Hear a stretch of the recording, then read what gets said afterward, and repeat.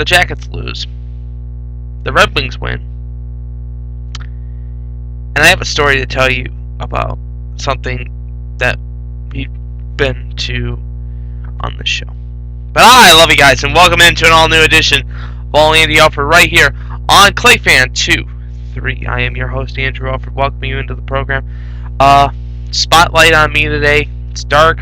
I do apologize for no show yesterday. I decided to take a trip up to Howell, Michigan, to Tanger's Farmington Hills outlet, and it was a fun trip, and it was interesting to go up and get some stuff and take care of some late holiday shopping, if you don't mind saying. But the Jackets were a loser last night, 4-2 to the Phoenix Coyotes.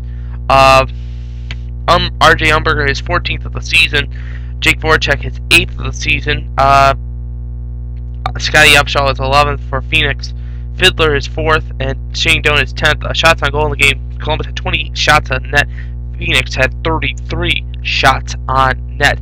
And the Blue Jackets will continue on their West Coast trip, even though their trainers are sick. They have the flu. So what do? They're off until Friday to take on the Anaheim Mighty Ducks, and then Saturday night taking on the LA Kings. The Detroit Red Wings are also on the West Coast trip. They took on Edmonton last night and won 5-3. Zetterberg is 15th. Chris Draper is 8th, and Topper Tuesday is 6th and 7th. Some of the key goals for the Red Wings, of course. Gilbert Brule, former Blue Jacket, scored his 5th. Simon Gagne is 10th, and Peckham is 2nd of the season as the Red Wings won 5-3. Shots on goal. Detroit had 37 shots on net. Edmonton had 25. Other scores in the NHL last night: Minnesota was a winner, 2-1 over the New Jersey Devils. Tampa Bay beating up on Washington 1-0, and Phoenix beat the Blue Jackets, of course. And Buffalo was a loser to Colorado in overtime, 4-3.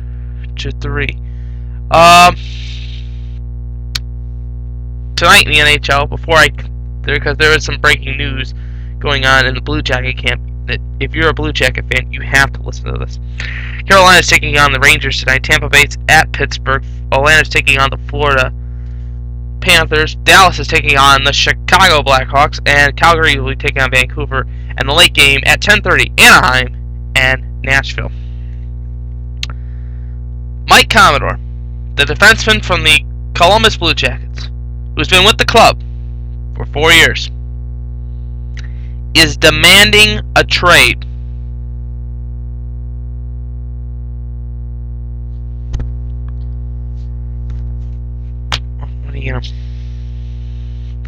He's the best defenseman we got on the team besides Russell, and it's really upsetting for me. Pulling it up on my phone here. I have some comments here. This is from Scott O'Neill. Coach, this is from Aaron Portzline from the Columbus Dispatch, the beat writer for the Columbus Blue Jackets. He says, from Scott O'Neill, I don't have him on our top 6. I feel he should be, which is why he asked for a trade. I understand that. This isn't personal. This has to do with his hockey skills. And he also, Scott Housen, the GM of the Blue Jackets, says, I'm not going to comment publicly on any kind of trade request. We will always do what's best for the hockey club. I support that. Ethan Morrow is out with a rib injury. He will miss the rest of the trip. He's returning to Columbus. There's no timetable on his injury. So that's your NHL news update for today. How about them Buckeyes beating up on the Arkansas Razorbacks last night in the All-State Sugar Bowl, as OSU was a winner 31-26 over Arkansas. Terrell Pryor was 14 for 25 for 221 with 2 touchdown passes and no INTs. Ryan Mallett 24 for 47, 277, 2 touchdown passes and no INTs. So that leads us all to the national championship next weekend against Auburn, the color I'm wearing, who I'm picking to win the game, taking on the Oregon Ducks at 8:30 on ESPN Monday night.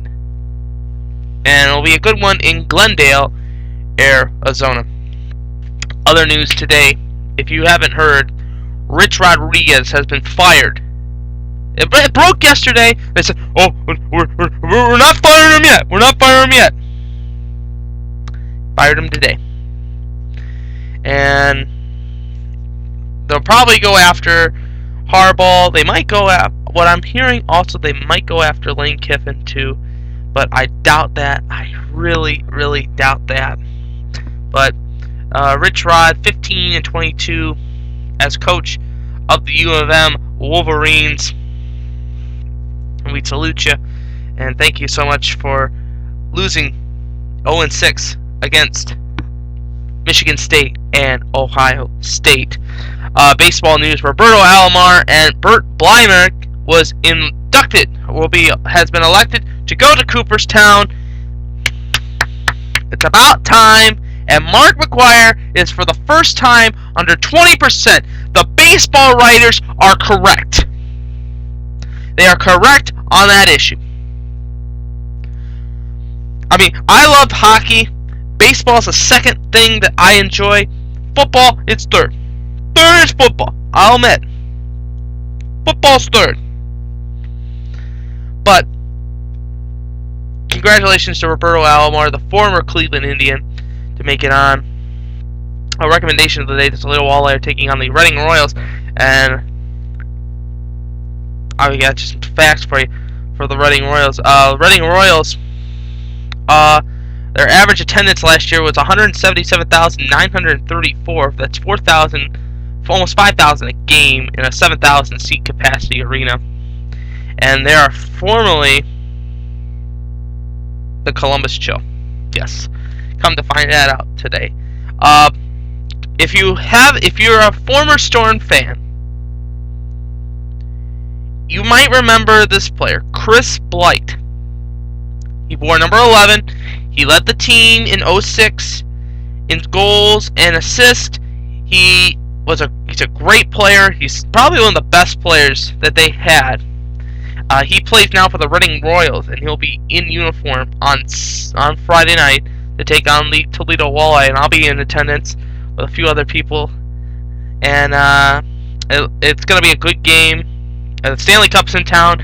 $15. Tickets are still available. ToledoWalleye.com, 419-725-WALL. Also, the Mudhen Fandemonium is going on the 19th of January. Tickets are $10, and so on and so forth. I want to end the show today with something that has been brought to my attention.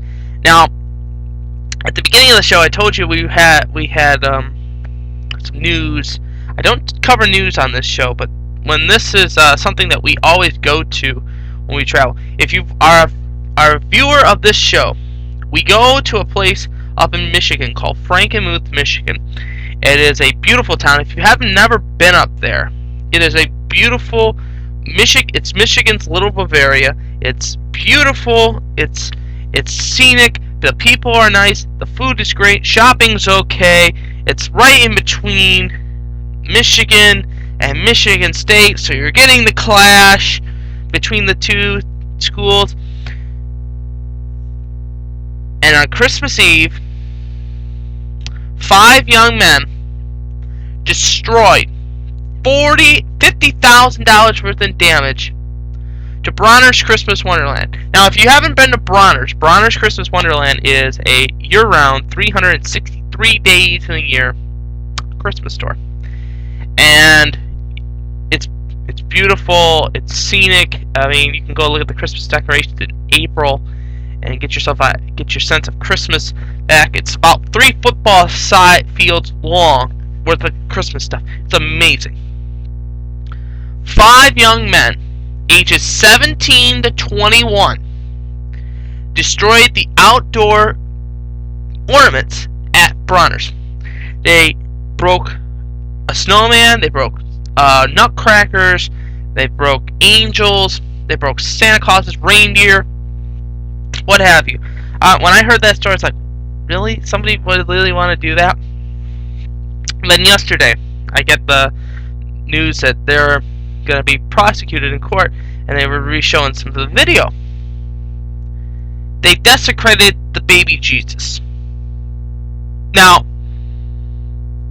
it just really, for me, These 5 individuals are the stupidest, idiotic people I have ever met. Probably never met, excuse me. I've never met. Because, you know why? Because they ruined a family tradition for people that go up there.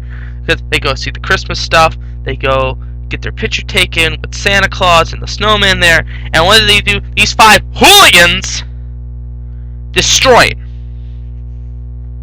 It's a family tradition. And you know, this is hurting not just the Bronner's family. It's hurting Michigan in itself. Because Bronner's is a worldwide phenomenon, Christmas store. They provide different things, and people come in from different parts of the country to come to Frankenmuth to spend some time at the Christmas store, have chicken dinners, shop, and they pour money into the Michigan economy. And these 5 hooligans break some of that up, and they're hurting not just us. They're not just hurting us, they're hurting the great state of Michigan because of this. I'll get chastised for this. You can read your comment. I'm going to post a link of this story. We're going to keep posted on this. They destroyed $40,000 worth of stuff, and they are all five men from 17 to 21. And these hooligans, in my personal opinion, we should hang them by Christmas lights, garland, and tinsel. Because this is an outrage. I'm Andrew Alfred. I hope you have an excellent day. And remember, as always, I'm pulling for you. We're all in this together. And especially the Blue Jackets, the Buckeyes, and all the teams I root for, and yours as well. Victory is sweetest when you have tasted defeat. Have a nice night, everybody. I will see you tomorrow for another edition of All Andy Alfred.